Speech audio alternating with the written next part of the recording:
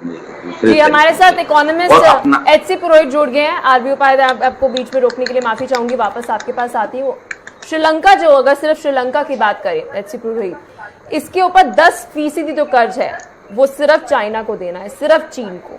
तो ये बहुत मायने रखता है कि ये पूरे विश्व के लिए एक ध्यान देने वाली बात है कि अभी श्रीलंका जिस तरीके से किस कगार पे, और 10% कर्ज सिर्फ और सिर्फ चीन को।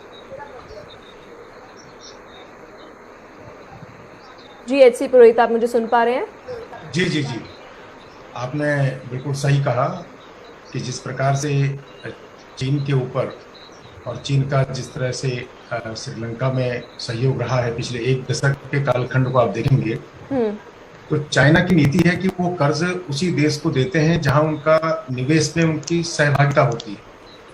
वो कहीं इस तरह से कर्ज नहीं देते कि जैसे हमारी नीतियां रही हैं या और राष्ट्रों का है, इस प्रकार से चाइना की नीति नहीं है।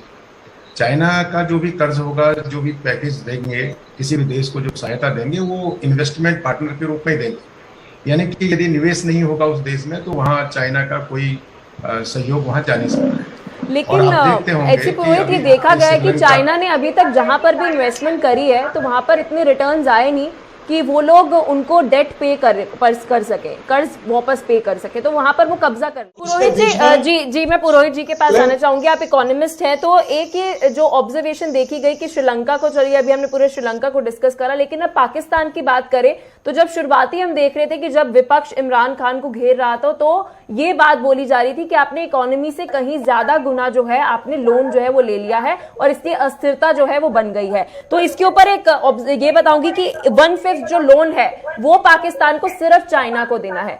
तो अब देखें कि साउथ साइड में देखें, नॉर्थ साइड में देखें, तो हमारे दोनों पड़ोसी देश जो है वो इस तरीके से कर्ज जो है वो लेकर बैठे हैं। तो इसको किस तरीके से देखा जा सकता है?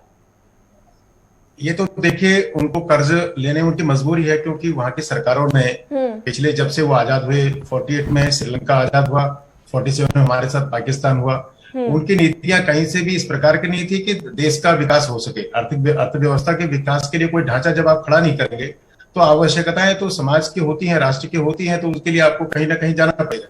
आप श्रीलंका का देखिए, चाहे पाकिस्तान का देखिए, इंटरनेशनल लेवल पर इनकी क्रेडिबिलिटी, इनकी जो क्रेडिट है वो काफी कम हो चुकी है। वो तो इमरान खान अपने जन संदेशों में, पब्लिक डोमेन में कहते आ रहे हैं लगातार।